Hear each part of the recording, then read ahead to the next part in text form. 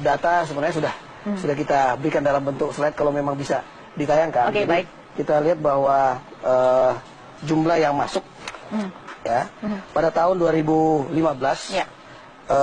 Jumlah yang terbanyak itu dari Singapura. Oke. Sejumlah 1.439.568 orang. Baik. Kemudian pada tahun 2016 ini berubah dari China ya yang terbanyak.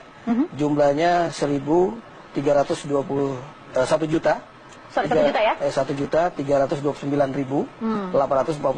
Jadi ini 15,60% dari jumlah warga negara asing yang datang melintas masuk ke Indonesia selama tahun 2016 sampai data tanggal 18 Desember kemarin.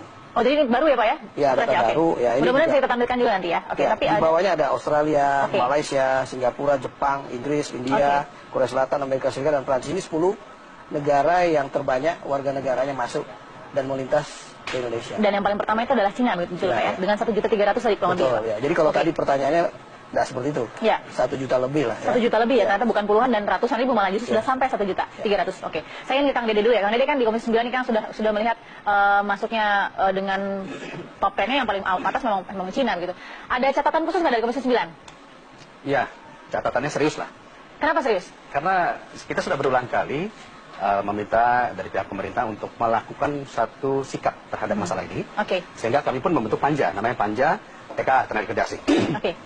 Dan dari hasil panja kita pun, kita juga sudah memanggil beberapa elemen pemerintah, termasuk imigrasi, BIN, BAIS, Polri, semua kita sudah undang. Jadi memang ada permasalahan isu besar ketika kita berbicara khusus di negara yang kita sebut sebagai Greater China. Ya, Greater China itu berarti ada Tiongkok, Hong Kong, Taiwan, ya. Dan dari jumlah pekerja asing yang terdaftar saja, kalau dari Kemenaker mengatakan 70.000 sekian per tahun 2016. 40% itu dari Greater China. Khususnya Tiongkok lah, 40%. Nah, ini yang terdaftar, dan ketika kami meminta kepada Kementerian Tenaga Kerja, yang tidak terdaftar berapa? Memang itu di luar kewenangan daripada Kementerian Tenaga Kerja. Karena mereka hanya bisa ngecek yang mendaftar. Melalui? Ya, melalui ya IMTA, ya, meminta izin kerja dan sebagainya. Nah, sementara tadi Pak Roni mengatakan sudah sampai angka 1.300.000, which mean ini mungkin berdampak terhadap yang namanya kunjungan wisata. Tapi kalau terus diambil dari sebagai wisman, terus dia bekerja, bagaimana tadi sudah dilihat, ditangkap dan sebagainya. Ini yang bertanggung jawab siapa? Betul. Nah, ini yang kemudian kita melihat bahwa pada posisi ini, pemerintah kalau mengandalkan satu lembaga, satu kementerian ini nggak akan sanggup. Kita sebut aja misalnya hanya membebankan kepada imigrasi gitu ya? Nggak bisa. Bicara orang asing, tadi kan, ketika melintas masuk ke Indonesia, itu memang tanggung jawab Ditjen Imigrasi di perlintasan pintu ketika terbang. melintas ya Pak? Ya. Pintunya hanya orang asing yang bermanfaat, yang punya izin dan tidak membahayakan Indonesia yang boleh masuk. Ketika dia sudah masuk, maka pengawasan orang asing ini bukan hanya imigrasi. Misalnya begini, ada orang asing masuk, kemudian dia merampok di jalan. Apakah tugas imigrasi menyidiknya? Polisi. Ketika dia bawa narkoba, urusan BNN sama polisi.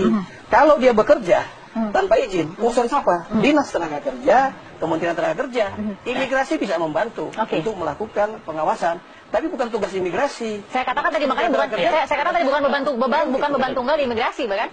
Dan itu sudah terlaksana. Baik, Pak Fek, tambahkan sedikit. Saya bilang begini, saya biasanya sih mencoba menyederhanakan persoalan yang rumit menjadi cari solusi.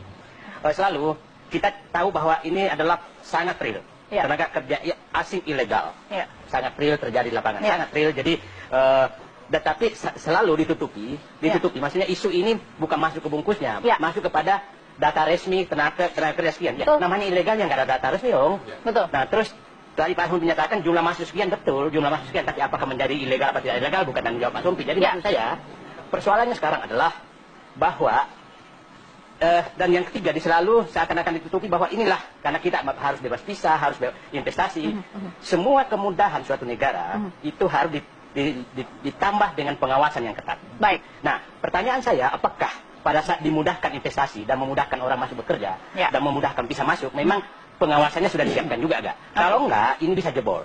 Nah, dan sangat rawan, mohon maaf aja, ketimpangan sosial sangat terjadi. Dan masuknya tenaga kerja asing akan mendorong itu menjadi gejolak sosial. Jadi jangan dianggap remeh persoalan ini sangat, menurut saya ini bisa berdampak.